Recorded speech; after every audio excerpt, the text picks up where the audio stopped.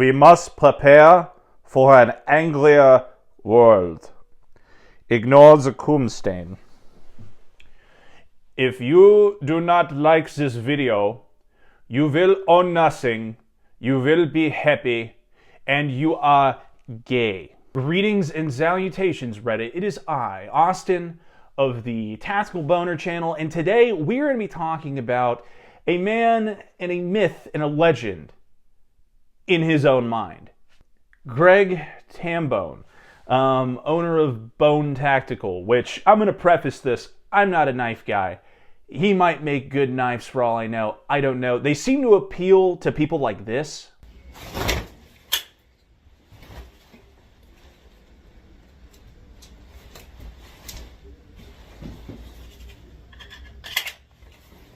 But he is known for many things.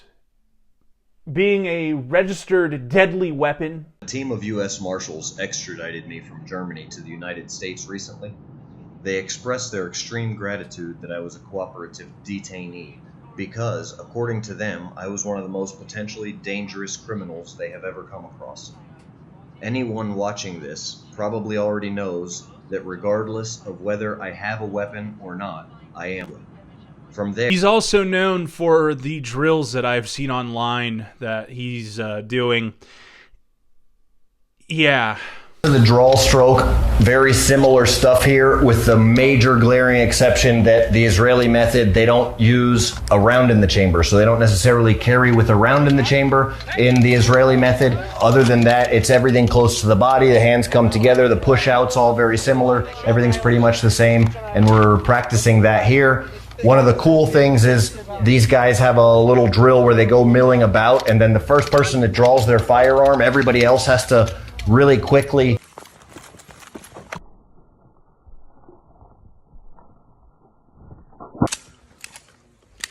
People, are they not innocent people? Because if they're just bystanders, then you don't necessarily have to go into close quarter battle type actual movement patterns and assault protocols, right?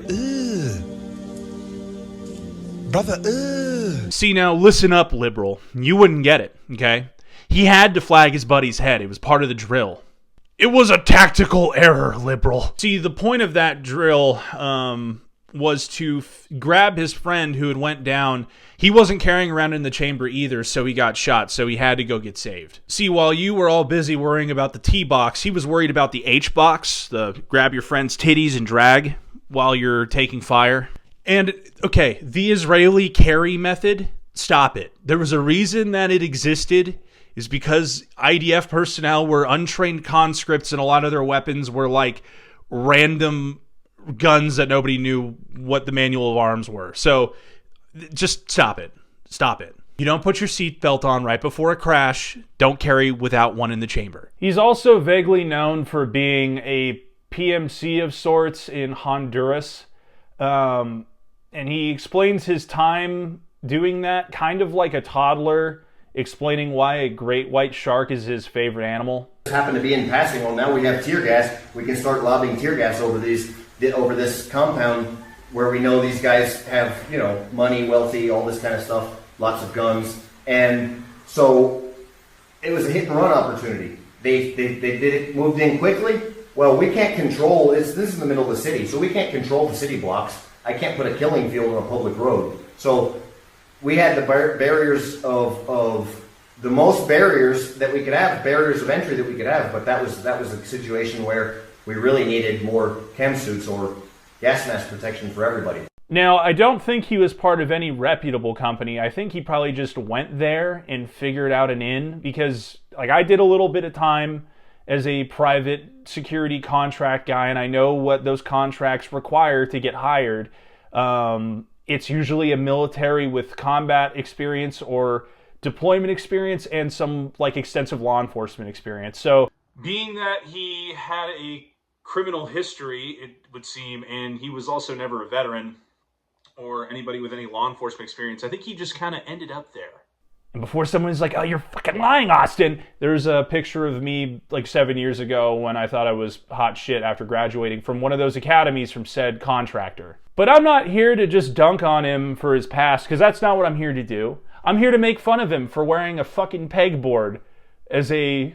Is, like I said, one of the most important things of vigilance and a real kind of bone tactical principle. Hey, listen here, liberal. This is a one-off operator's plate carrier. You wouldn't get it. It's not a pegboard. It's for operators. And he puts out all this information online. I'm not saying anything that's not already well known about the colonel. Some governor named him the colonel for his philanthropy. So, hey, I mean, if he's doing good. That's cool. But it's still weird. Really, what I think this man appeals to is the divorced dad core. The dudes who watch Peaky Blinders and self-insert them as Walter White from Breaking Bad. Some guy who's like, you know, hey, don't talk to me weird, because I'm secretly a badass, even though I'm an Amazon delivery driver. One of those guys. Man is an art form.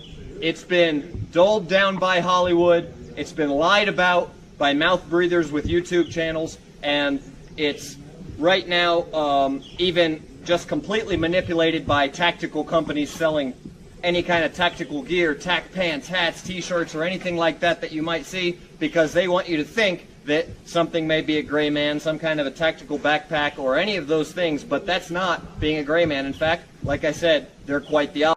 Being the gray man is Timu, Dan Bilzerian, if you're watching this, yeah, no real hate intended. I just think that you're goofy.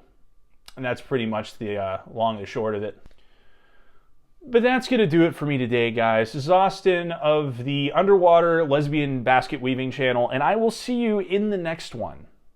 Later! Shout out to Vintage Warfare knows what's up.